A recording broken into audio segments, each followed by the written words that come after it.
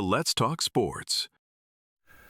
Okay, what's up everyone? The NBA season is fast approaching and with it the NBA fantasy season is approaching too. I really like the NBA fantasy through the NBA website, what they built, the way they did it.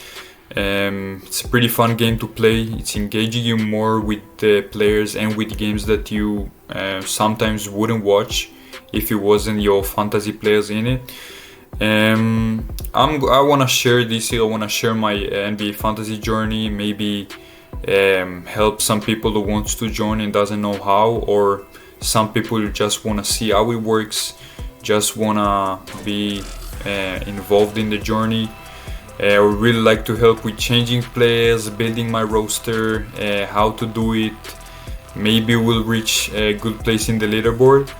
Last year there was, I think, maybe 200,000 from around the world, only 200,000 from around the world, from all the people watching in the NBA. It's not a lot.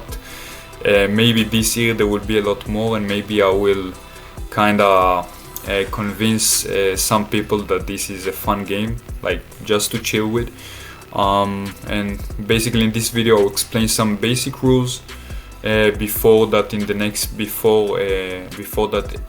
video I will build the roster and maybe get some feedback from you. Okay, so I'll go to the help site, which basically shows some of the basic rules. Before I'm showing the rules, I wanna say that the NBA fantasy, there are, I think, two ways to play it. Of course it's like 3-4 ways, but like two ways to look at it. Basically, one way is choosing your superstars and then building the team around them, some solid role players, some rookies, or like end of second, third rotation player that you know will play because of injuries and stuff like that. And another way to play it, which I tried, and it's sometimes works, sometimes it doesn't. But the other way is basically choose 10 solid role players, role starting players that will fill up all your salary cap, 100 as we can see here, 5 backcourt, 5 frontcourt, and since it's a salary cap edition, 100 million. So basically about 10 million for each player, which is a solid players, kind of like Naz Reid, Jordan Clarkson, which will play with the New York Knicks. But it kind of makes your hard choice to choose what player to put in the starting lineup, because all the players are almost in the same level, and they won't give you the superstar numbers. Okay, so as you can see here, 5 frontcourt, 5 backcourt, 100 million. You can select up to 2 players from a single NBA team, which means, like, let's say New York Knicks, you can choose Bridges and Bronson. You can choose Cat after it, Karl Anthony Towns. You can choose Yavusele if you choose only 2. You get this rule. Managing your team, you got 2 backcourt and 3 frontcourt. It means that all the opposite, which 3 backcourt and 2 frontcourt, which means that in each day you wouldn't be able to put like 4 frontcourt and 1 backcourt, even though those are the only players available for you to play in this game day. It means you're gonna miss a player. You can use, basically you have 2 free, we'll get to it, but you have 2 free transactions each game week, and you can tryna like be smart with it, kinda use it in a good way to take advantage of this, like 2 backcourt, 3 frontcourt, and the opposite way, some kind of like play with it. But this is the rule, like you can't put 4 of each. And like your bench, basically if a player is injured, the player you put on the left side of the bench is the first one coming up. It's basically if a player is injured and you didn't know about it, or you didn't notice, or you forgot to change it, or you forgot to change the whole lineup, and you got 5 players on the bench, each player will change by how close it is to the starting lineup, which is from left to right. Yeah, I think I covered it. Transaction, 2 free transaction each game week, 100 points deducted after a game week. If you're doing more than 2, which is a lot. But let's say your superstar gets injured, Wemby, and you know it's like a week, 2 weeks injury, so it will return your investment, because let's say Wemby can do like 100 points within 2 game days, so you can return this investment and even get more if you change him with, let's say, Giannis, if you didn't put him, you know. So sometimes it's worth it, but not a lot of times. Like, you shouldn't change rookies or like role players with a 100. Deadlines, it's easy. Basically 30, you have to change your lineups and prepare them and save them 30 minutes before each game day starts. Basically game day starts basically when the first game, tip off of the first game.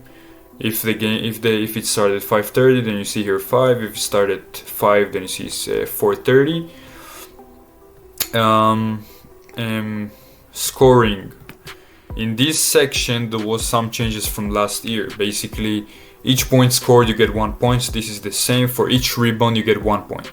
Last year, you got 1.2 points for each rebounds, which increased the value of a lot of young centers, power forward like Ives Missi, Goga Bitadze, who provided us with like double-doubles suddenly when they stepped up.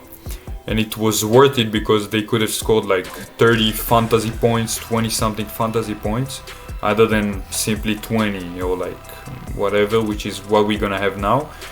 But the assists, unlike last year, the assists are gonna have 2 points, unlike last year, which was 1.5, which means that if you wanna aim for players, it would be players who can provide you with some assists too. That's why like Jokic, Şengün, Sabonis are so valuable. They're close to triple-double. They give you a little bit of rebounds, you know they're gonna give you assists. Try to aim for forwards, small forwards, power forwards, centers who are gonna give you assists as well. 2, 3, even 4 assists from any forward is a solid number to get 2 points. Like 4 assists is like 8 points from. Block and steal is same as last year, 3 and 3. First player comes to mind for blocks is like Wemby, Giannis, Donovan Clingan from the Blazers, who is second here, which gave a good amount of blocks. And steals, first players come to mind is Dyson Daniels, of course, whose salary increased a lot from last year due to his enormous amount of steals. But you got Shai Gilgeous-Alexander, you got Jokic with a good amount of steals, and Chris Dunn too, which if he'll get solid minutes with the Clippers, even though they are really deep, is a good player to look at with his salary to steal amount.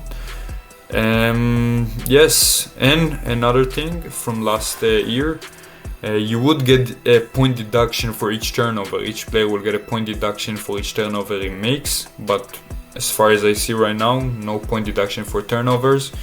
It means I think it will increase a lot of players' points, since some players do make a lot of mistakes and turnovers. Okay. Here is your first picture when you try to pick your squad. They're gonna give you like you can choose 1 to 2 stars. Front court, backcourt. Basically, I wanted this video to explain a little bit of like what I'm going to do in this journey, and like some of the basic rules for people who didn't already start with NBA fantasy. I'm gonna build the roster on the next video. Hope I'll get some positive comments from you guys, and we can reach a good leaderboard position. Thank you very much. See you on the next video.